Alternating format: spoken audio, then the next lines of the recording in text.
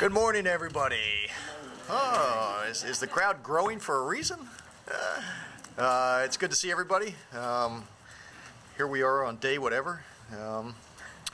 Heading into the home stretch. We're in the fourth quarter of this event, and today's press conference will hopefully be relatively uneventful. Everything is running very, very smoothly. Let me start out by saying that. We've had, certainly on the transportation side of the equation, at the logistics side, there have been very, very few issues. We had our 8 o'clock call this morning with the state emergency planners. Obviously, the focus on the weather side has shifted to the Gulf Coast, and we are keeping our friends in New Orleans and Louisiana in our prayers. Everything ran well yesterday. No transportation issues. No logistical issues from our perspective in terms of what we control and what we handle.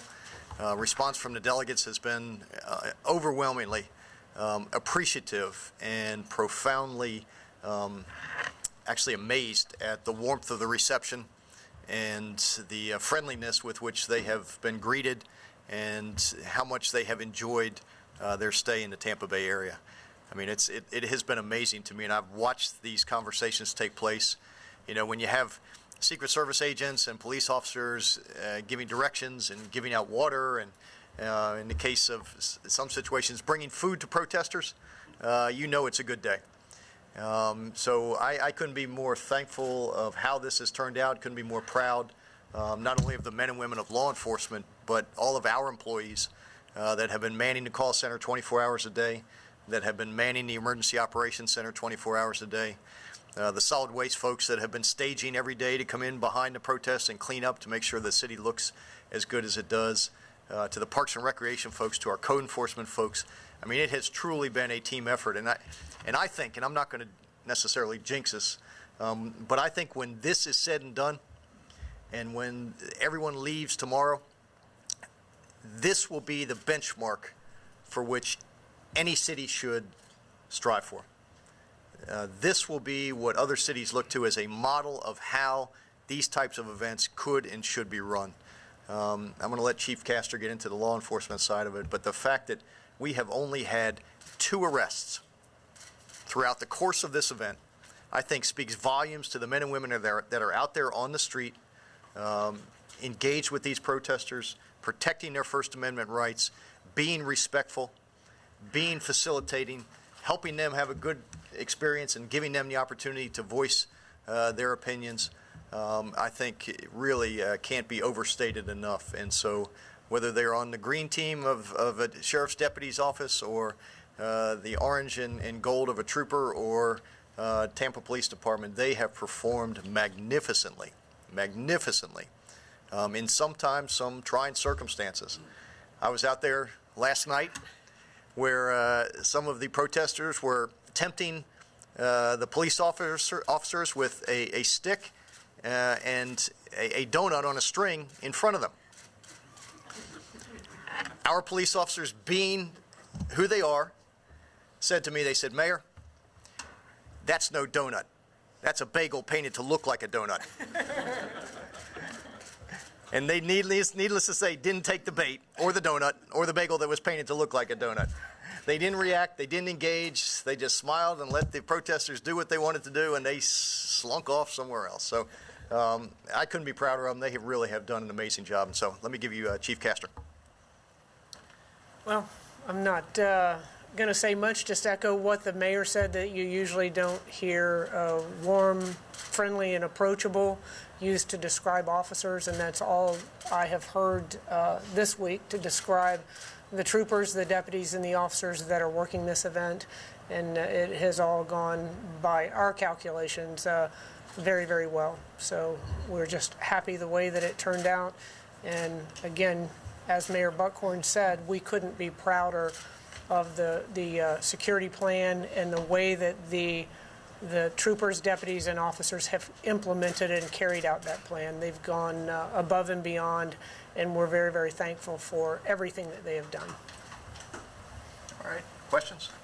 Chief, one of the things that there have been a few confrontations with protesters, but nothing violent, but some sit-downs. And in fact, Assistant Chief Bennett actually kneeled down and talked to a group on Monday, I believe, and then I believe last night you actually approached some and you were talking to them, having a conversation, and answering the questions. So, you know, it seems like these protesters are trying to ratchet stuff up. You guys are trying to ratchet stuff down. Can you talk about that strategy? What brought this on? It seems like you guys are just having a conversation with the demonstrators. And that's exactly what has happened. You know, approaching these groups and asking them what their goal is. What's your end plan? What do you want to accomplish? And then within the realm of possibility, we're facilitating that. You know, whether it's taking over an intersection so that they can be photographed for media purposes, you know, whatever it is, we have told them that they can express themselves in any way, shape, or form they feel necessary, as long as it doesn't cross over into criminal behavior. And we've been very fortunate not to see any of that criminal behavior. It's worked out very well so far. Chief, we found that arrests countywide are about 30% down to a typical August week here. Do you feel that there's enough law enforcement outside of the event zone covering the area, and what do you attribute that decline to? Well, our crime is always declining in the city of Tampa, but we have officers assigned because there was the expectation that there would be demonstrations outside of the downtown area and outside of the event zone itself. So we do have officers assigned to other areas, and we did not pull any of our regular neighborhood services. There's no decrease in that. So the officers have been out there working hard as they always do. Not a 30% decrease in crime. We're over 8% decrease for the year-to-date in the city of Tampa. Obviously, within the event zone, there are police officers, an abundance of police officers. So crime should be at 0 in the event zone, with the exception of the 2 arrests. Have you had any other crimes in the event zone? Any other car break-ins, burglaries, No. any other? We haven't had any reported property crimes. Nothing. Chief, any items of note seized yesterday? I know one of my colleagues had posted on Facebook there's a bag of bolts that they'd found over in the event zone area. You know, I didn't see that, but we have, as I have stated all along, we have in the weeks leading up to the RNC and then during the RNC found caches of, you know, of bricks and pipes and those types of things. In some instances, you can't say if they were or weren't going to be used as weapons. And, you know, in some instances, we felt confident that they were. So everyone, including the public, solid waste, clean city, code enforcement, DPW, they've done an outstanding job and really are the unsung heroes in cleaning up all of this debris so that it couldn't be used as a weapon. Are you shocked at all by the fact that things haven't been the way that everyone thought they were going to be? Like, yes, we did anticipate. You know, we put a plan into place. Obviously, we had to be prepared for the worst, looking back at what's happened at some of these political conventions in the past. So we certainly were prepared for anything that came our way. But we did feel that if we approached as everyone was trained, you know, everyone was to be treated with dignity and respect, and that's the way that we have approached this. That's how we've dealt with the protesters. And I'm not saying that that strategy would work in every single case, but it certainly worked very, very well here in the Tampa Bay area dealing with the RNC. It's been very successful. Chief, what is the lasting legacy, public safety legacy for the city of Tampa in terms of hardware and software? In terms of hardware and software, we have the bicycles that you see out and about throughout downtown will go be dispersed throughout the state. All of the officers that are on those bicycles from the different agencies will take them back to their jurisdiction. We leased equipment when we could. In some instances, we couldn't, where vehicles had to be modified. We tried to lease the camera system, but no one responded to that request for proposal. The only responses we got were to purchase camera systems, so we did purchase that. We purchased the Bearcat the armored vehicle. At the Tampa Police Department, we had 2 Army surplus that we had received for free from the Army, put a great deal of funding into them to get them ready for an urban environment, and have over the years put a great deal of funding into maintaining them, and they had reached their point of usefulness, so we were lucky to be able to purchase that. And with this event happening and the federal funding, has it, as an administrator for you, eased the burden of asking the city for money to maintain? Yes.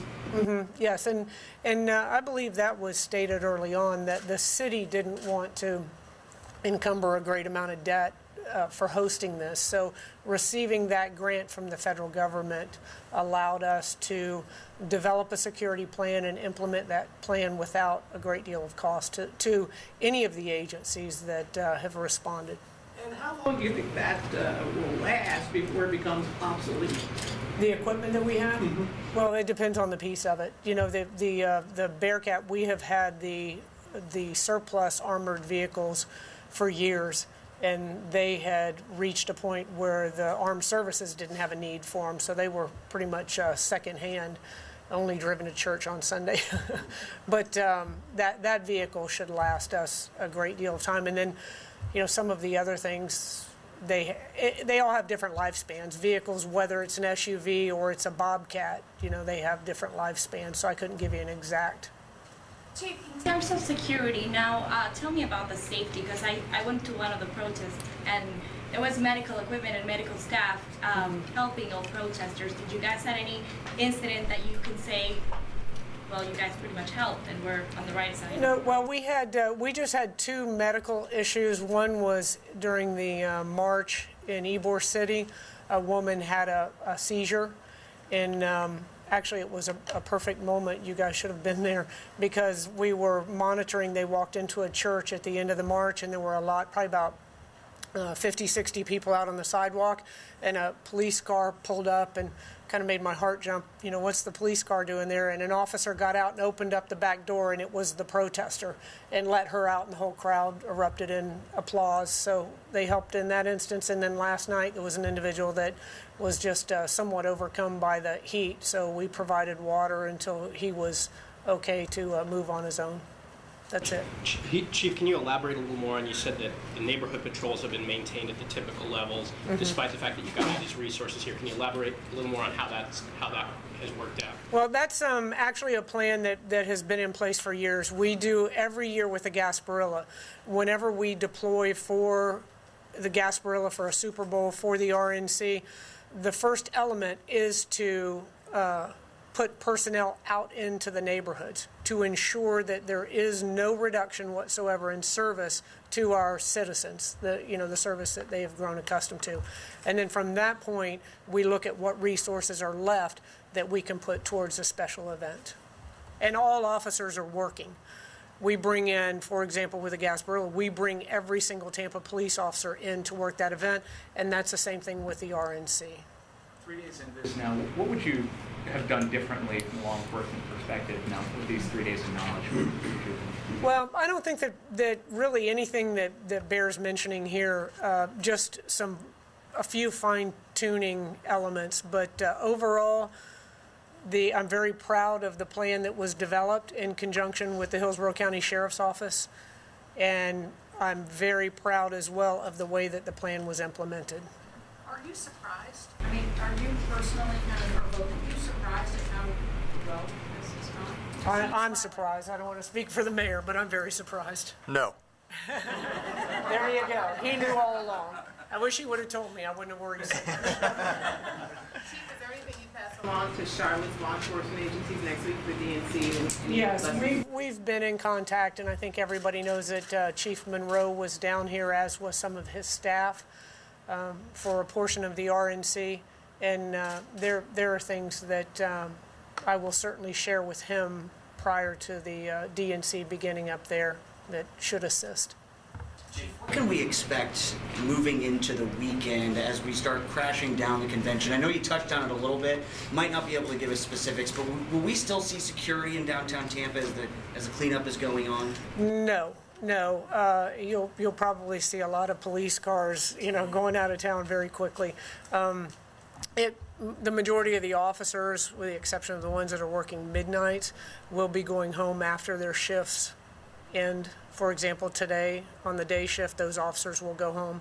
There'll be some additional activity in, pulling down some of the security elements, the tents, fences, those types of things. But we hope to be back to normal by tomorrow afternoon. When will the barricades start coming down for the roads? I'm not sure about the secure venue, but we will get midnight tonight is the official end of the RNC, so I would look to have those things removed.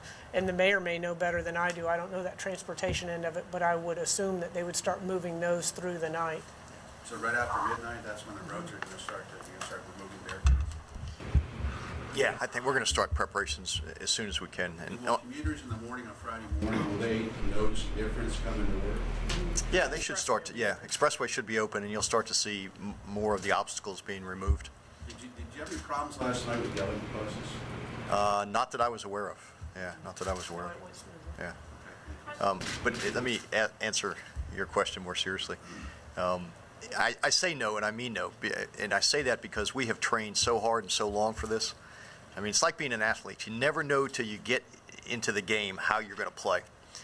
But I also know that you play the way you practice Monday through Friday. And we have been practicing hard Monday through Friday for a very, very long period of time. And, we anticipated every contingency. We tried to anticipate any scenario, even the wildest scenarios that you could possibly imagine, both on the law enforcement side, on the communication side, on the logistics side, on the transportation side, on Parks and Recreation, and you sort of game those out. And, when that whistle blew and it was time to play that game, we went out and executed the plan. And the plan, in my estimation, worked as flawlessly as any plan could in this city. Not only looked as good as it's ever looked, but also performed in the face of two potentially very significant events. One, a worldwide, internationally viewed Republican National Convention. At the same time, we were managing hurricane preparation. Now, I don't know any other city that could have stood up and done as well as we did. And so, no, we were ready. Yeah. Are you planning on having a briefing tomorrow, or a wrap-up tomorrow? Yeah, we will do this again tomorrow, except we will do it in my conference room, same time. I know you all are going to miss us, so we couldn't. We'll 10:30, my office conference room. Yeah, Chief will be there. Yeah. Hey, Mayor, But, have you heard oh, from yeah, right. heard from any other? I'm sorry. Have you heard from any other leaders from around the country, around the world about security-wise how Tampa handled it, and any accolades or criticism about TPD and our chief here? Yeah, no, that's an unequivocal no. I interact with the elected officials all over this venue here and in the convention. Interact with delegates, interact with members of the media, and I can't tell you how complimentary they have all been about how Tampa has performed, how the law enforcement agencies have performed, how welcomed they have felt, how the volunteers have performed. I mean, I think the vast majority of people who will leave here will walk away saying, this is a great community. I had a great time. I never knew what a cool place this is. And that's exactly what we set out to do. Yes, ma'am. See? Yeah. Can you talk about the economic impact of this convention? Because, I know this question is off topic, but are we going to be able to reach the $175 million that we're expected? Well, it will take time to actually quantify it all. Obviously, numbers on economic impact vary. I've always tried to go on the conservative side, but I think legitimately you can say that the host committee will spend $50 million to put the party on. Delegate spending is estimated to be another $50 million. We have spent $50 million on security-related issues. Not all of those were Tampa-based companies. So you add a multiplier on that, and I think it's very legitimate to say that there has been infused in our local economy upwards of $150 million. Now, the longer-term impact, and what is even far more important than the short-term capital infusion, is the residual effect of hosting a major event like this, doing it as well as we did, having all those people leave here saying great things about Tampa, having the tens of millions of mentions of Tampa that even increased because of the storm. You can't buy that. Folks, The convention hasn't been in Florida since 1972. It may not come back for another 25 years. We will never get a chance to host an event like this again that potentially has an impact like this event will have on us as a community. I promise you, 10 years from now, folks will look back and say, it was that moment when Tampa really turned the corner and took its place amongst great American cities. And we will look back on this time as a really pivotal time in our development. Mayor, Yeah. you mentioned yesterday that officials from Charlotte were shadowing you. What did they see that impressed them about the operation here? Well, they were only with me very briefly. We set them up so that they could ride with Chief Castor's folks. We want to share all the knowledge that we have. We want to share all the mistakes that we made. We want to share all the positive things. We truly want Tampa to be the benchmark for how cities put on these types of events. You know, my advice to them consistently, and my advice to Mayor Fox when I see him next week, will be to be fluid, to be flexible, to be accommodating, to use restraint, particularly in law enforcement environment, to understand that you can't control all of this as much as you'd like to. Protesters are not going to stay on the parade routes. They're not going to stay in the viewing areas. If you accommodate them and you let them have their moment in the media limelight, and as long as they don't commit a crime, you just go with the flow. And if you do that and you react the way our forces did, and hopefully they've been as trained as well as ours have, they've been as mobile and as agile, I think Charlotte will be fine. It may be a different dynamic in North Carolina. There may be more protesters just by virtue of the financial institutions being headquartered in Charlotte. But I would, you know, I think the plan can be applied everywhere with varying degrees. Adjustments to their plan based on what they saw with you yesterday? We didn't have that in-depth of a conversation, so I'm assuming they will tweak their plan based on what they have seen of ours. But, you know, it's only 5 days away, so. What was their big takeaway after it was over? I don't know, Jane, you have? Yeah, I couldn't tell you. I don't want to put words in their mouth, so. Before the convention, you said it might showcase that Tampa needs more public transit. So I was just wondering if you're going to continue pushing for that after it's over. Yeah, I am. I don't think we have a choice. I mean, I think clearly events like this point out to us that mobility options are important and that the need for some type of mass transit is critical. And if we're going to compete with other cities of our size, and bear in mind, we are the only city of our size in this country that does not have some type of mass transit, whether it's bus rapid transit or whether it's mass transit. And when I have to go and hear the mayor of Detroit thank me because they are now building their light rail with our high-speed rail money, that doesn't make me happy. And so if we're going to continue to do things and if we're going to continue to play in the big leagues, then we've got to have mobility options, and mass transit is a part of that. And so we need to use a very bad pun, keep heading down those tracks until we find a way to get it funded and get it implemented. On top of flexibility, what are some of the other things that you think will be viewed as a benchmark level? What other things, areas of excel, things that we've done that you want other? I think the depth and the breadth of our volunteer effort. I mean, we threw probably 4,000 to 5,000 volunteers at this. You know, Democrats, Republican, Independents, folks from Clearwater, St. Pete, Bradenton, Manatee, who wanted to be a part of it. They didn't care about the partisan nature of it. They just wanted to go out and talk about their city. That was hugely successful. And that common touch and those folks telling their story to the delegates, it's not just the mayor telling. They expect me to, you know, to be bullish on Tampa. But when you hear it from everyday people in Spanish and Italian and Haitian and whatever languages they speak, that's important. The transportation, you know, the coordination between all the agencies that were involved in transportation, from FDOT all the way down to the City of Tampa and everyone in between. Those partnerships, and I think the chief, certainly on her side, would probably agree with this. We could not have done this without all of the partners that have been involved in this, and they have touched every corner of this community, from the governor on down. I mean, this is a big, big undertaking. And those partnerships, if we tried to do it alone, I mean, there's no way we could have pulled this off. Can I get you to follow up? I'm sure you just the mayor of Detroit. What exactly? The mayor of Detroit. I was at a conference of the mayors, and Mayor Bing, Dave Bing, saw my name tag, and he said, "Oh, Bob," he said, "thank you." I'm like, "What are you thanking me for? You're the mayor of Detroit."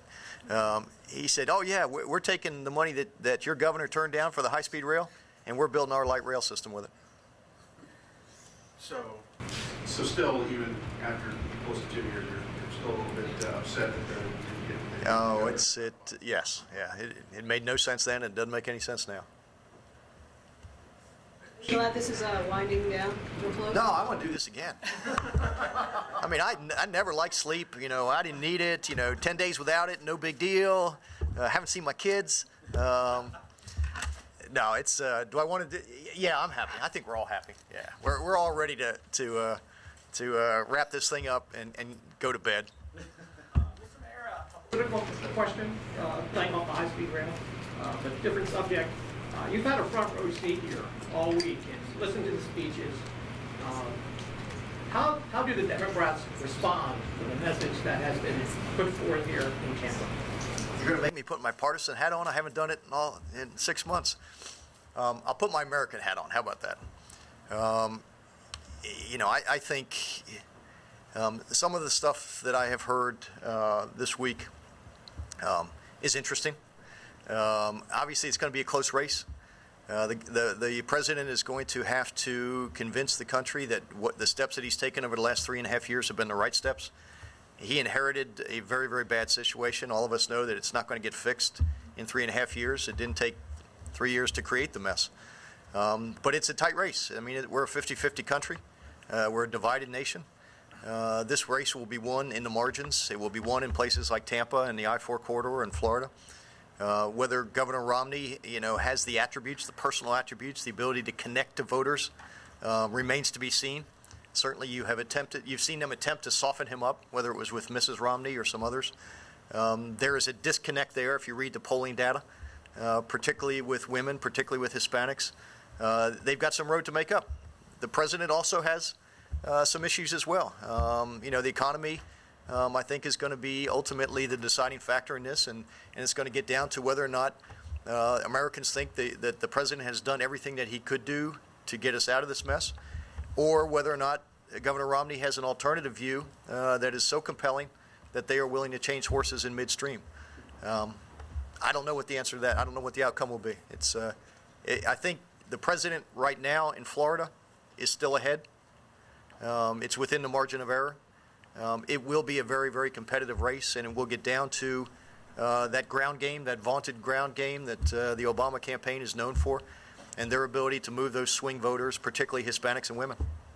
You took the podium here at the RNC. What kind of speaking role will you have at the DNC? I think they bumped me for Charlie Crist. No, I don't know. I'm not anticipating a role, but obviously I'd be happy to do it if they did. What is your relationship with Charlie Crist? Oh, it's great. He and I have been friends for 20 years. Yeah. You know, I don't know what Charlie's going to do, and you know, that's his concern, not mine. Chief, you said yesterday there were probably a couple thousand protesters in town. Do you feel there's still roughly that many? Any idea if some have already left or when they might leave? From the indications in social media, a lot have left and headed towards Charlotte.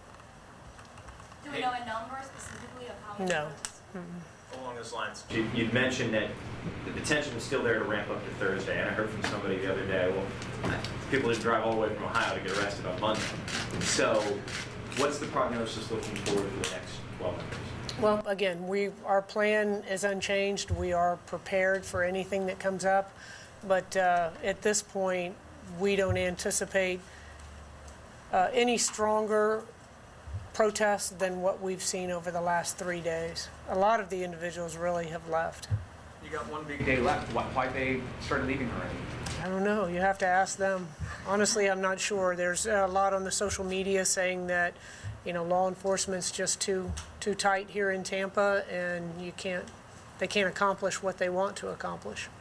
And when you came into this week, what was your opinion on the protesters and their activities and actions, and how has that changed over the course of the week? Well, the only thing, there's nothing really that has changed. You know, again, we have to prepare for the worst and then hope for the best. And our plan was to engage with the protesters to see if we could come to amicable solutions, and that worked. So that was, you know, it's always nice when your plan works the way that you anticipate. But certainly the surprise for me was the dramatic reduction in the number of individuals that came to Tampa to demonstrate. That's the biggest surprise. Chief, I just saw on social media Assistant Chief Bennett dropping off box lunches at the Romneyville camp. Is that the kind of thing that has kept things peaceful so far, that relationship with you? Food always works. That's a great negotiation. How often Yeah. do you drop off box lunches at the Romney? We've done it more than once. Like and are these the ones from the Columbia, or is this? No, these are it's just some of the sandwiches and things that we have had left over. We obviously plan for each of the meals for all of the officers that have been working, and CSX Railroad has been generous enough to open up the tent. I think you guys have all been there as well. So they've fed a number of officers and deputies and troopers and federal employees and the media, and I think they fed everybody in town. And so we took some of the food that we had so that it wouldn't be wasted, and we've given that to the protesters. Chief, this is a different approach than other cities have taken, like Minneapolis. Are you prepared for the nation to look at you like, wow, the Tampa cops are just like nice and approachable and giving food out? Because in past conventions, that wasn't the case. Are you prepared to have that kind of image? Yes, being the nice guy. Yeah. Well, that's nice. I mean, frankly, it does. It defines what we know about law enforcement in Florida, that it's the best in the nation. And we're here to serve the public. That's our job, and they have all done an outstanding job over these last few days. One protester was saying how he thinks that NYPD could take a lesson from you guys. What do you think when you hear that? Well, that was one of the issues that concerned me. Is I know my officers, and I know the sheriff's office, and probably the majority of the officers and deputies in the Tampa Bay area. But when you bring officers from other agencies in, you have to be sure that they're going to carry out the mission the way you want them to. And that's why we put such an emphasis on the training. They had to be prepared. But on the other hand, the vast majority of people that were coming to demonstrate were going to do so peacefully. And the rest, we would try to negotiate our way to a peaceful ending. And it worked very well. And I know I've said it over and over, but everyone performed exactly as they were trained, and I couldn't be any prouder. Looking back in history, any idea what the record is for least arrests in an RNC, and you trying to make a record here? I think we said it. Yeah, I think we've said it. I don't went over this, but I've got a lot of interest from my people at the station. When it comes to midnight tonight, getting into normal commute tomorrow, what do we know in terms of milestones? Should people expect all the roads in downtown to be open, just as they were? We'll get that. We'll get an answer for you for that, just so you have the specifics and know, because I don't know when a specific barricade is coming down at a specific street, but we'll get that for you. Yeah. Do you know how much commuter traffic is down? The idea, daily traffic is downtown? No, I mean, based on what we see on the street and foot traffic, I got to believe that there were a decent number of folks that telecommuted or worked from alternative locations. Obviously, the county center was closed, so they were working from satellite offices. That's a big portion of the downtown population. So, yeah, there were a lot of folks who chose not to come downtown, and we knew that going in.